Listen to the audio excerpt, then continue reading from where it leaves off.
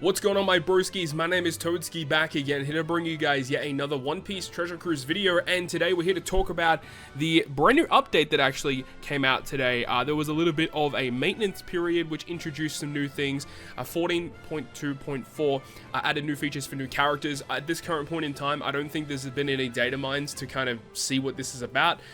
This also just might be some new mechanics that might come up for some future characters. Nothing really too crazy. We just don't know yet. It did update a new Bandai Namco ID transfer feature. I haven't actually checked that out yet, but that's cool that they've actually added something like that. Enabled the ability to feed 999 rumble scrolls to characters now, which I think is actually pretty nice, and also some bug fixes and stuff. But more interestingly, if you go into the in-game information, there's actually been some updates in regards to some ships and some Pirate Rumble character stats. So we're going to go through all of this in today's video. We're going to start things off with the shipyard, which is kind of like the less exciting aspect of this. So these ships here, the Alvida ship, the Big Mom ship, the Hawkins ship, and then the Bullet ship, all of these ones have received specials. So we have the Miss Love Duck, which is Alvida's ship.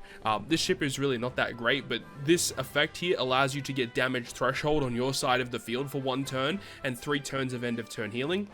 So there could be some use cases for this. I'm not really too sure. It says greatly reduces a portion of each enemy's dealt damage that exceeds 3,000. It depends on how big of a threshold this actually provides. Typical thresholds, I think, are around 99%, so anything above 3,000 is reduced by a huge margin. But because this is a ship special, it might be kind of nerfed. We'll have to wait and see. So this effect, it could be really good, but it also could be really bad at the same time. The next one here is the Big Mama Chanter.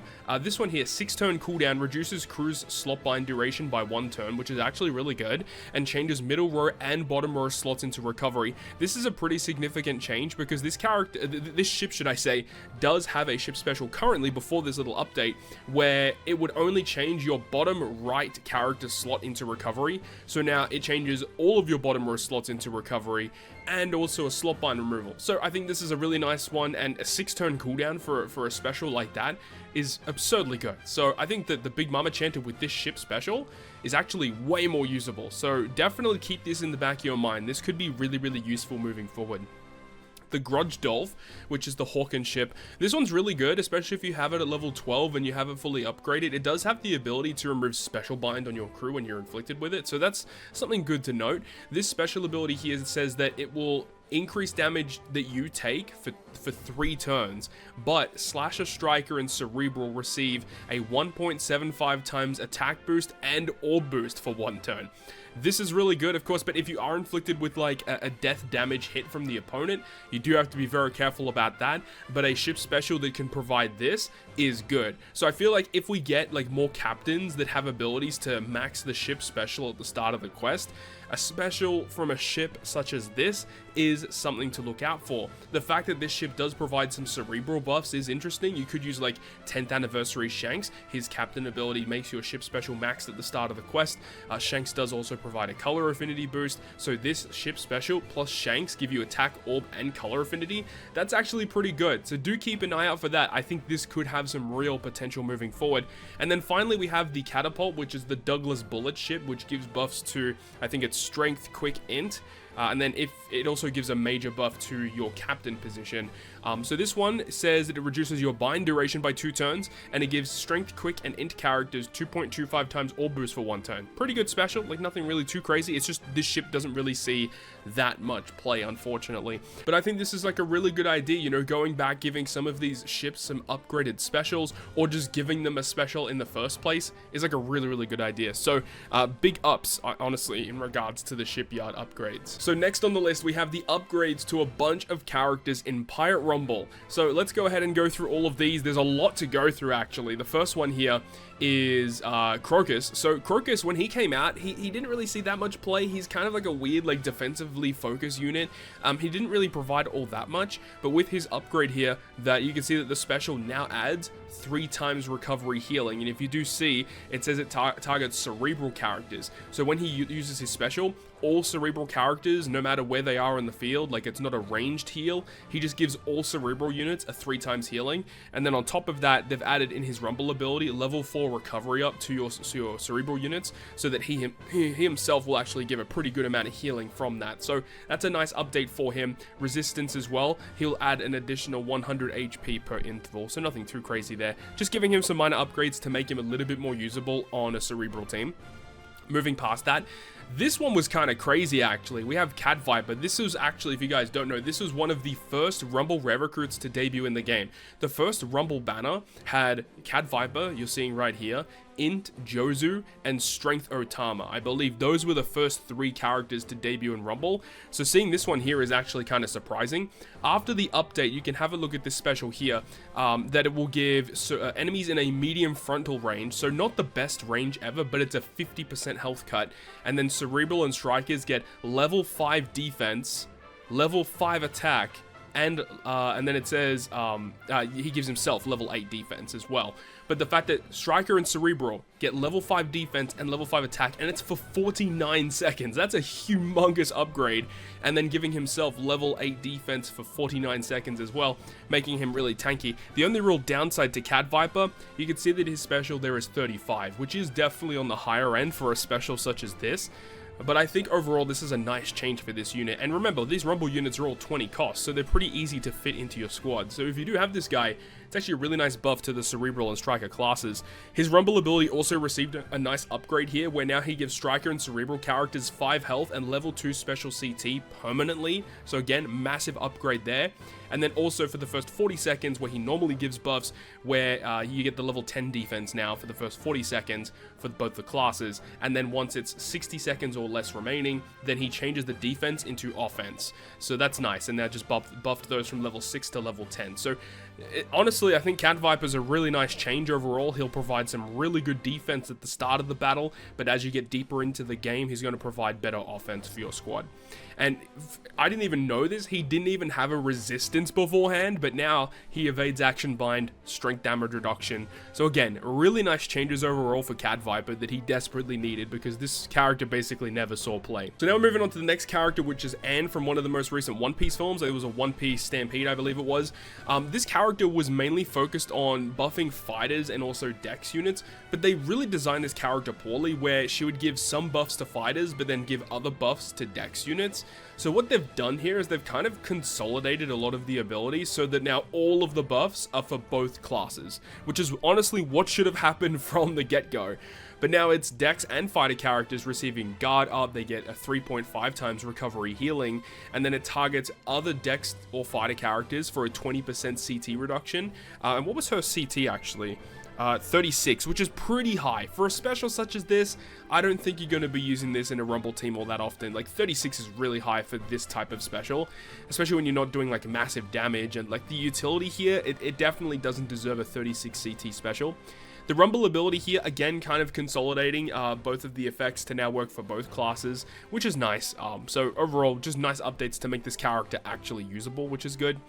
Next is Who's Who, which kind of did the same thing, where he would give buffs to strength, but then give buffs to other characters. I think it's in his Rumble ability. Yeah, like beforehand, it would be like some buffs for fighters, some buffs to strength, and now it's just for both of them. So it's actually giving some pretty nice buffs to fighters overall. And the special ability here, beforehand, you needed to have 8 teammates on your crew to give himself the CT increase. Now there's no condition, and then it goes from level 2 to level 3.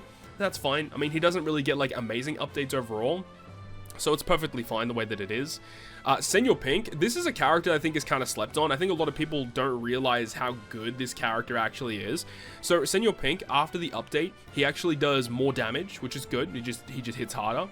And also his Rumble ability now says that up to 6 times whenever he would take damage, he gives a level 1 attack and a level 1 speed up for himself. But now, anytime he takes damage, all of your quick allies get a speed and attack increase, which is obviously a big difference. This character does have level limit break, and you see if you do have this guy like fully invested, that he does up to 3 times damage 5 times. Like that's That's pretty hard hitting. Like, this guy just hits like a truck, and then his rumble ability just has like higher stats across the board. Pretty much does the same thing, but it's just higher stats.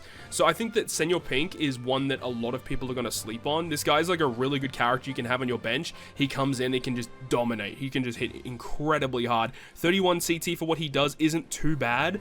You can have him on the front lines, and then as he takes hits, he just ups the damage from your other characters. Or you can have him be like a late game sweeper, depending on how you want to do it.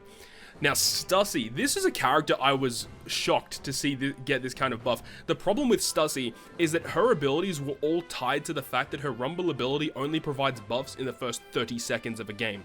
Now, when you have a look at this special ability here, whenever you use this special, your quick teammates now get level 8 attack, level 4 special CT, and then targets 3 enemies for 3.5 damage, which is a massive buff to what she did previously. So she targets more enemies, more damage, more buffs, all to your quick allies. And as I mentioned before, her buffs were the problem, were only lasting for the first 30 seconds. Now, they're just permanent. Speed up, defense up, attack up, all the numbers have gone up, and then she didn't have a resistance either. She resists damage over time, which the key one there is probably against versus Blackbeard, and then strength damage reduction.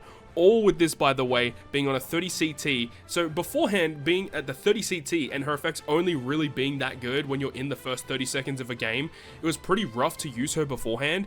But now, I think Stussy is a character you really have to be cautious of. This is a really, really good unit. She is a shooter character, by the way, but her abilities are focused on quick. So I guess this is a nice little buff to the quick teams. You know, Senor Pink getting a buff, Stussy getting a buff. Honestly, you do have to look out for this one. This is a really, really nice unit.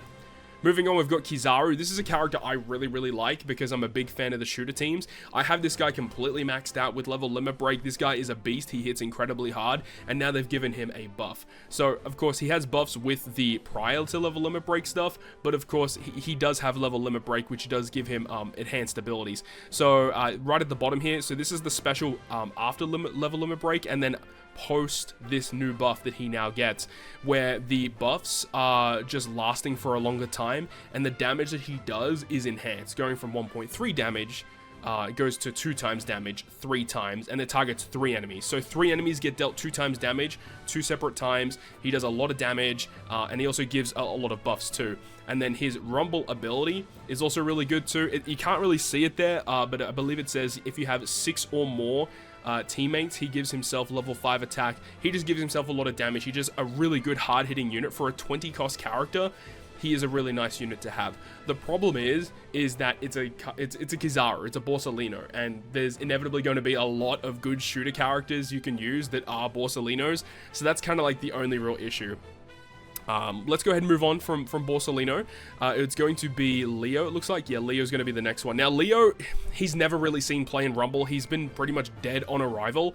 And if you have a look at what the buffs that he kind of receives, the only buff to his special is now he gives level 6 attack down to strength enemies, which is, again, kind of like whatever. And then the Rumble ability gives a little bit more HP. The attack down goes to level 10. This character's just bad. You're not going to use this guy. I'm just going to move on. He's just terrible.